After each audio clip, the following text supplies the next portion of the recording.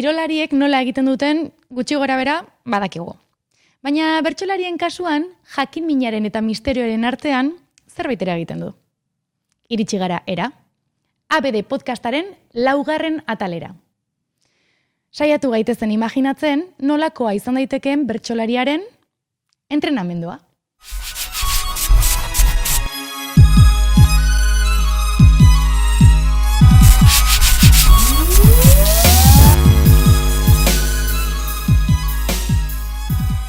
Kaixo, Joanes Ilarregi, ongi etorri? Bai, eskerrik asko. Bueno, guk gaurko saioari eman diogu izena, jarri diogu izena entrenamendua. Ez dakizu kontzeptu hori erabiltzen dezun, edo beste kontzeptu bat erabiltzen dezun? Beste hitz bat erabiltzen dezurtako? Segun zer den entrenamentua, baina, entrenamentua baita ere, erabiltzen dugu bai. Itze ingo dugu horren inguruan, bai da. Bertsongintza pixkat urruti gehatzen zaionari, eta inguruan bertsolarik ez daukenari, pixkat kokatzeko, zuk entrenatzen gabiltza esaten dezunean, inguruan ze jasotzen dezu? Nola jasotzen du jendeak? Bueno, askotan, nik uste dut jendek ez dola oso ongi ulertzen kontzeptu hori bertxotan entrenatzearena.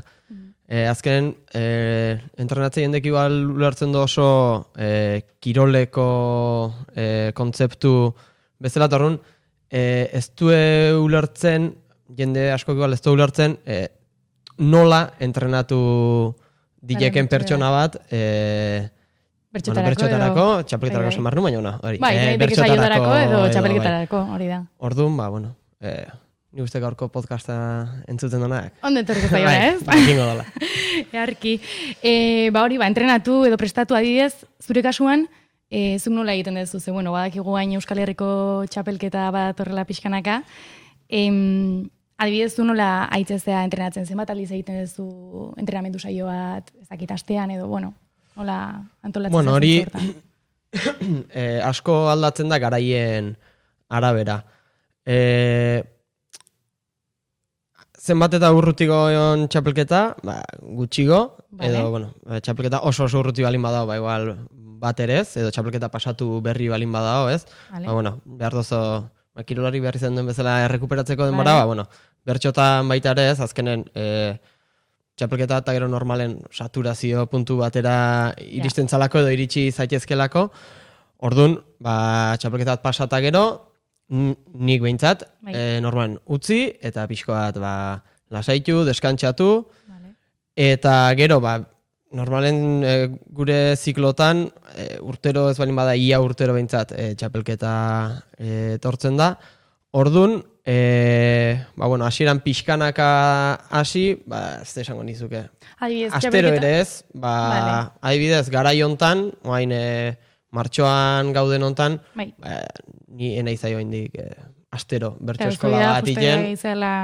Pixkanaka, txapelketa izea saltu iten egia da aukeztula. Hoi da, igual, Nafarroko txapelketa pasa zen, eta hor deskantxo garaioi etorri zen, eta guain pixkoat, momentu izango litzeke, pixkanaka, tarteka bertso eskolaren bat iten hasi, eta pixkoat... Azten behin, oain, momentuz? Ez gutxigo. Gutxigo, bale. Bai, oain, astero ez dut bertso eskola iten. Orduan, oain pixko bat, berriz, erritmo hori hartzen bertso eskolara joatekoa, eta, gero uda aurretik izango daia, pixko bat geixio estutzeko garaie. Normalen, uda garaien, bakoitzek bere martxa, nik uste dut bertso eskola edo, talde askotan gehienetan pasatuko den zerbait dela, udan azkenen oporrak diela, plazako saioak diela, denan ordutegik ere esmadratzen die.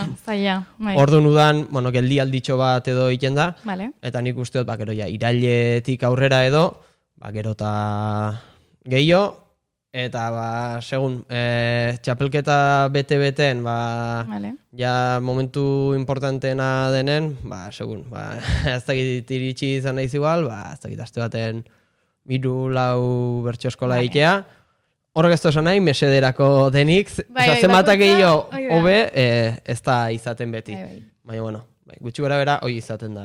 Suposatzen dut hori baita norbanako araberako izango ala, eta gero baita zuek erabakiko dezuela, zer datorkizuen hobeto, zerrez. Hoi da, eta oin igual, asko aiga zentratzen entrenamentun edo prestaketan bertso eskola bezala, baina, prestaketa izan daiteke bestekin kantuz eta, bertso eskolan hilen dena, baina, norbanako ere bai izan daiteke, eta, Bale, aipatu ez dut, hori gero sartuko gea, gai horretan sartuko gea, beraz, baintxe horrutziko dugu.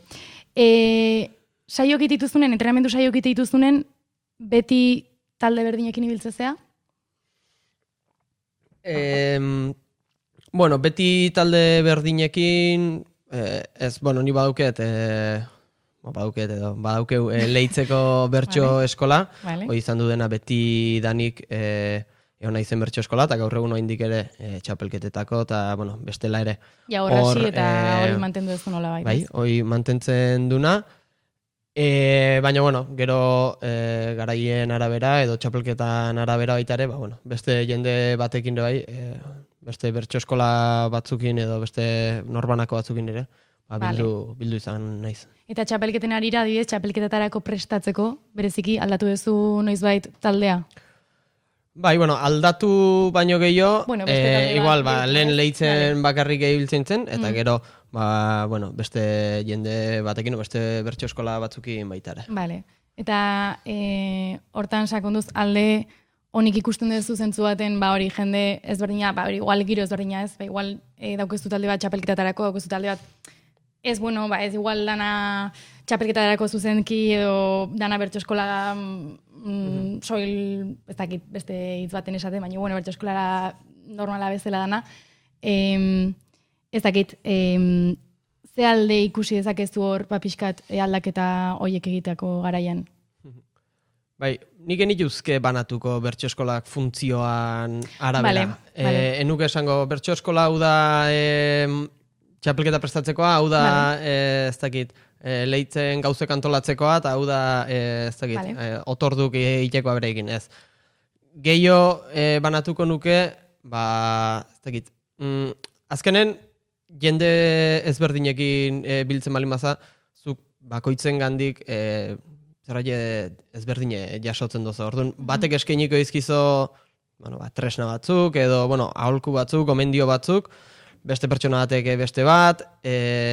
Orduan, nik uste aberasgarri dela jende ezberdinekin bildu, eta azken denengandik jaso dezakezu zerbait, eta denekin talde ezberdinekin bilduz, nik uste bakoitzek eskaitzi zola zerbaite ezberdine. Eta gero, azkenen, igual hasieran zinun horrekin, nire leitzeko bertso eskola azkenen ez da bertso eskola bakarrik azken lagun talde bat da baita ere, antolaketan ibiltzen gauzenan, otorduk, bat beste, orduan, hoi bai dela, ez soilik bertsoari dagokiona azken lagun talde bat baita ere dela. Bale, primeran. Guazen pixkat entrenamentutara, nola antolatzen dezuzuk adibidez bertso eskolako sai hori? Badakitzaia dela igual esplikatzen, baina zeharik eta egiten dituzu edo nola antolatzen dezuek entrenamentu saio bat? Bai, ideala izango litzeke, ez dakit, kantatzera ez doan batek, edo nolabait esateko, 3 pertsona bildu ezkero, lau, batek prestatzea, eta bestek bakarrik kantatzea. Hau da, nik nahi bali maut joan, kantatzea, gauzek probatzea, ardura edo lan estra bat da, aurretiken gaiek prestatu behar balin baditot, edo bestela azkenen bukatzen oso, ez da git, gaur egun txapelketa bat baino gehiago batea ikendien garaia botan, ez, aurreko udazkenen bezala, beste txapelketetako gaiek erabiltzen, edo, hola. Orduan, leitzen, bai badugu, suerte, edo esangot, Xabat eta ni haitzen gala kantari, eta badugu keula beste jende bat, igual gaiek prest kartzen ditona, edo pixko bat bideratzen dona. ez dia izaten ez dakitze ariketa komplikatu, baina, bueno, igual, gai hau karri dut, eta ez dakit, albiste ontatik atera dutena. Hola, orduan guretzako da, kezka bat gutxio. Bi pertsona bildu ezkeo, zutani bilduko balin bagine bertso eskola iteko, eta biek kantatu behar balin badu, norbaitek egin behar do lan hoi baitare, eta, bueno, orduan, hor nik uste askotan, hainbeste prestatu gabe izaten dela. Lehen izaten beste txapelketa bateko gaiek hartu, edo ez dakit, egunkari bat iriki, eta zer dago, albisteat ikusi, eta, bueno, hortik, bi paper sortu egoera hortan, eta horrekin. Ez hori oso ondo dago, guke bai hori Gipuzkoako txapelketan anebeloki kantatzen izanen eta hori tarteka bertso eskolara eramate genitun gaiak eta hori gu igual ez ginen hainbeste biltzen, ez ginen hainbeste jarduten, baina, bueno, bai egiten dula pixka papel hori. Bai, eta kantatzei joanak hori asko eskertzen do, batez ere bertso eskola asko arintzen dolako eta asko azkartzen dolako, bestela denbora asko pasatzen oso, eta oain ze gai jarriko dut, ez da ize, eske, ja gai guzti kantatuta daude, ez da ize, sartez horren askotan bukle baten, bai. Vale. Eta saioik askotan, zertarako aprobetxatzen dituzu adiez, bueno, ez dakit, guten zen, noiz bait, igual, gaurko saioa erabiliko dut, aprobetxatuko dut, arriskatzeko zerbait, ezagit berdin zait, errima batekin, edo zerbait nahi dut egin, eta gaurko saioa horta bideratuko dut. Edo gehiago da, rodaje plan horretan. Igual bilak, Bai, bueno, ez, hori nik usteot, bakoitzek bere burun edo bere jardunen pertzepzioa segun zein den, horren arabera, iken fokoa gauze baten edo besten gehiago jartzen dozola, eta batez ere ere, segun txapelketako ze fasetan, ze ariketa dauden. Bertso eskola, txapelketaik ez daun garai baten, bertso eskola inezkeo, jende askok, ez do, bakarka ingo nik ere ez, askotan ez, baina txapelketa heldu denen, igual, zuk ikuste oso zerek estutzen zaiton gehiago, igual ez da bakarkakoa, igual beste bat estutzen do, puntu erantzunak, esaten do, bira, gaur nahi dut, pare bat ofizio, eta gero 25 puntu erantzun, piskat, arintasun hori hartzeko, eta konfiantza hartzeko baitare. Edo, bueno, bertso eskola erabili diteke, bideratu diteke baitare, adibidez, doinuk probatzeko. Esperimentuk edo ez diteko. Ez bakarrik, noski bai, doinu berri bat ateratzea zozenen igual bakarka edo dena delakoa. Edo, bueno, beste norbaitekin baita ere, ofiziotarako, ez dakit. Mira, kanta honet batetik atera dute doinu hau, eta guazen probatzea, balio don. Eta, probatu eta esan, doinu honek balio ezake, baina igual ez tonu serioko bertsoaldi baterako. Gehiago da, elkarrizketa harin bateako, edo humorerako, edo, bueno. Orduan, bertso eskolan nik uste badela baita ere esperimentatzeko toki bat. Gero, esperimentatu ezakezo plazan, baina arriskatua da. Ez? Orduan, aurretik etxeko lan hoi inda balin baukezo, beste segurtasun batekin iletxatzu baita ere, ez da ikauze berrik, edo aldaketa horiek. Ikasten guteko baita horrekin. Bale. Gai bakoitzakin, gero dago sekzio txiki bat eukitzen dugu, dala audio laburrak deitzen diguna, gonbidatu azaparte, kasu honetan zut azaparte, beste gonbidatu bat ekartzen dugu, beste gonbidatu baten ahotsa ekartzen dugu saiora. Kasu honetan, Maia Agirreri galdetu diogu pixkat, entrenamenduaren inguruan, bere erantzunak entzungo ditugu, eta gero komentatuko ditugu, bale? Hau da galdetu dioguna berari, ea nola entrenatzen duen bertxotarako, ea nola antolatzen dan, eta etxeko eta bertso eskolako lanak zeintzuk izaten dien, eta entrenamenduetarako ze garrantzi dauken taldeak beretzat. Eta hau da berak esan diguna. Bueno, nire entrenamendua oinarritzen da bereziki bertso eskoletan, eta nik egia da zorten nahiko handia dudala aspektu hortan, aukera dudalako leku ezberdinetan bertso eskolak egiteko. Alde batetik Gasteizen gaude taldetxo bat, astero biltzen saiatzen garenak, eta orain txapelketa garaia denez, are gehiago. Bestalde, nik Leioan ikasten dut, eta bertan badaude bertsolaritzan dabiltzan beste hainbat ikasle, eta hoiekin ere biltzen saiatzen naiz eta astero ez lortu, bi astetik behin edo. Eta gero batzuetan, amaren herrian Azkoitin ere bildu izan naiz bertsotarako, asteburutan. Ni egia esan antolatzen naiz, momentuan ditudan saioen eta beharren arabera, eta askotan bertsoeskolako ariketak ere horrek definitzen ditu, eta gaiak edo norbaitek ekartzen ditu prestatu da aurretik, edo orain bereziki aurreko urtetako txapelketetakoak eta ibiltzen gara egiten. Eta etxeko lanen inguruan, nik esango nuke saiatzen naizela bereziki bertsoak entzuten, bertso asko entzuten, eta askotan jotzen dut saio konkretuetara edo askotan pertsona eta estilo konkretuetara. Eta herriman zerrenda batzuk ere saiatu izan naiz egiten, baina ez naiz oso konsistentea alderdi hortan. Eta nik uste dut entrenamendutarako sekulako garrantzia duela taldeak, niretzak behintzat, zen niri gustatzen zait bertsotan hasi baino lehen elkarrizketa luze bat izatea eta gure bizitzen eguneraketa bat egitea. Orduan horretarako konfiantza eta erosotasuna behar da, eta taldeak papel garrantzitsua jokatzen du. Gauza asko komentatu izkiu. Bai, pixkat bukaerako hori da lehen aipatu ez du baita ere taldearena eta... Esango nuke gauze dexentez, lehendik aipatutakoak izan diela, orduan, igual bertsolari gehienok ere ez uste dula izugarrizko teknika sekretu dauzkegula txapelketa prestatzeko, eta gero denak berdineiten aitzen gala ez. Baina Ipatu sarea baita ere ez, beretzako igual baita garrantzitsua dela sare hori nola bait. Nik txapelketa prestatzeko edo bertso eskola baten bertso eskola bat nik uste egokia izateko erosoa izan behar da.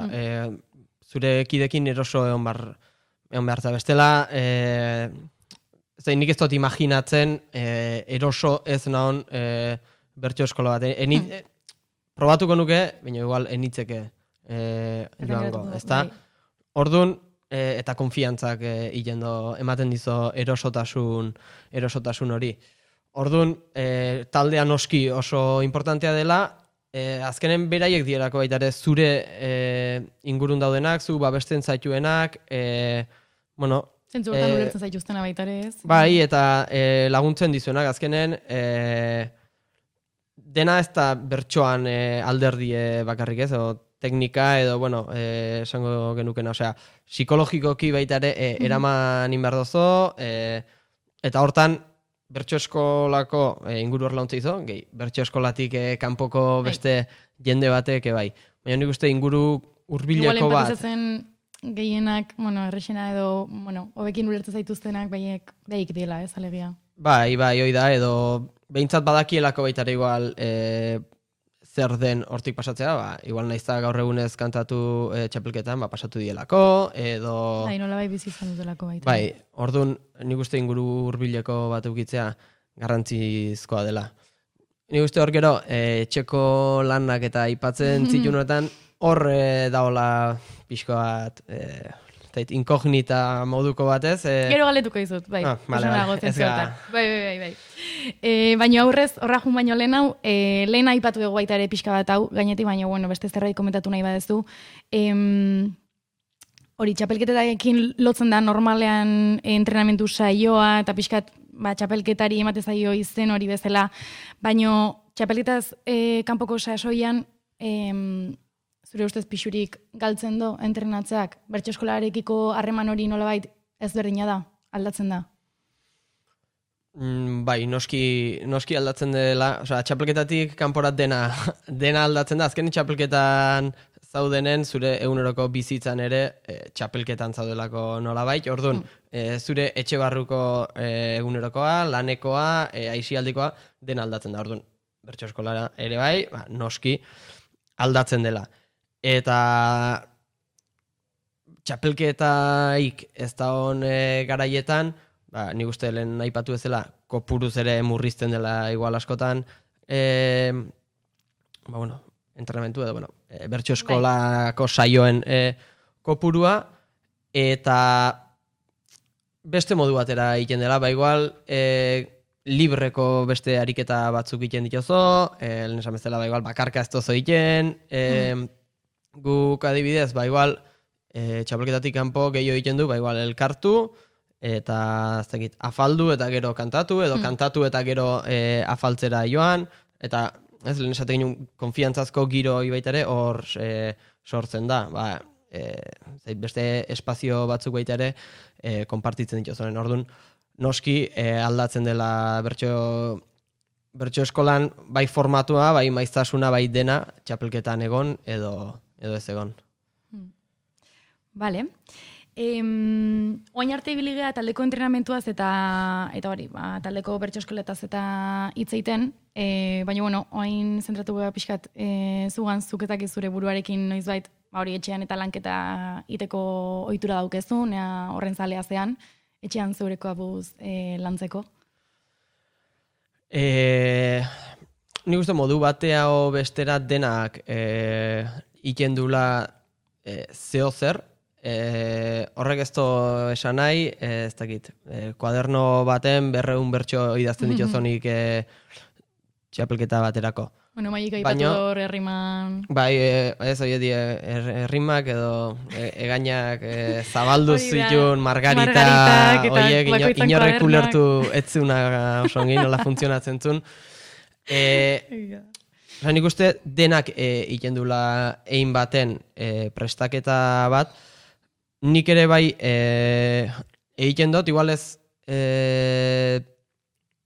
nahi nukeen beste, edo, bueno, ez dakit zaie ike zait, hoi da, zerbait ez da ona idatzita, ez? Zer egin behar den eta nola egin behar den. Adibidez, bestea errexagoa da. Joan, eta badakizo, inbarrozo zortziko handi, zortziko txiki, puntu erantzun, marrako txiki eta bakarka. Hor gero, gehiago komplikatuko dozo, gutxio, baina badakizo zer den egin beharrekoa. Etxen zer eta nola egin, nire noizpatxe, hasi izan naiz errima zerrendak egiten. Egin ditut 5 errima zerrenda, eta gero honekin zer egin behar dut, ez? Hau gero nola baliatu ezak, nola erabiliko dut hau. Zuk behin idaztegatik, gero horiek ez denak hemen gelditu. Orduan, nik ere asko entzuten dut, bai txapelketa garaien, eta bai bestela ere. Bertso asko kontsumitzat, gaur egungoa, aspaldikoa, eta batez ere neri iten duten prestaketan edo gehien laguntzen ditena esango nuke dela, edo gehien ez dakit baina asko laguntzen ditena bintzat, albistegik eta prentsa jarraitzea. Hori galdetu gariztu, nea zerri erreparatzi dozu nola pixkat zu bakarri denean, eta hori ez hasiko ez da zure buruakin bakarri bertxotan. Igual bai, ez dakit. Nahi gabe bai, nahi gabe bai. Igual bueltaka, baina hori zerri erreparatzi dozu, edo zerri mati dozun garrantzia igual bideetan. Bai, netzako informatuta egoteari, azken baten, ez dakit beste jende batek nola bizio, baina niretzako beldurrik haundina da, holtza batera atera, gai hartzaile gai bat jarri, eta idearik ez eukitzea, edo gutxi gora bera ezagutzea gaie, eta hankapuntietan ibili behar izatea, hanka ez sartzeko, ez dakizolako, zitozolako behar beste datu, edo behar beste, ez tozolako behar beste informazio, gai horri buruz, segun ze gai den, sensibilidade handigoko, gutxigoko gaiek egon ditezke, bai gizarteen, bai, zure ingurun, orduan.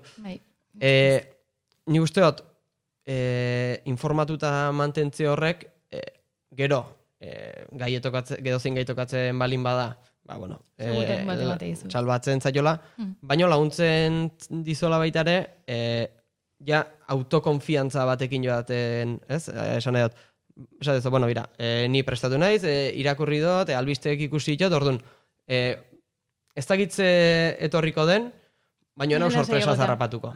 Orduan, horrek, bai, nire horrek laguntzen ditela. Holtzaren eta improvisaketan arrisku bat hori izaten da. Bai, eta gero beti harrapatzen zaio zerbaitek, erdi deskolokatuta, edo uste oso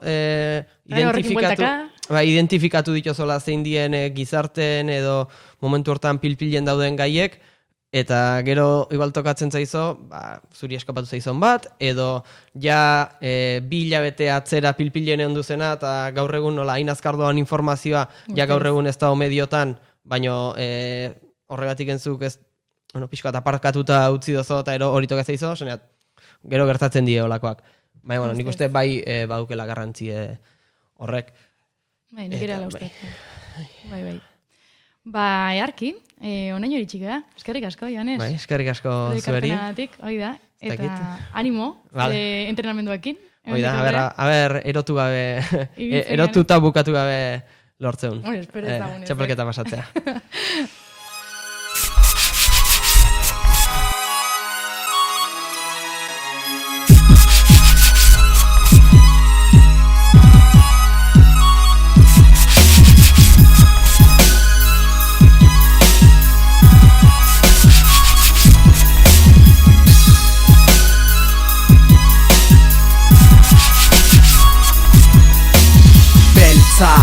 Urre beltza, amesgaiztoetako pertsona ilunenen ametsa, okzidenteko prentsa, beraien defentsa.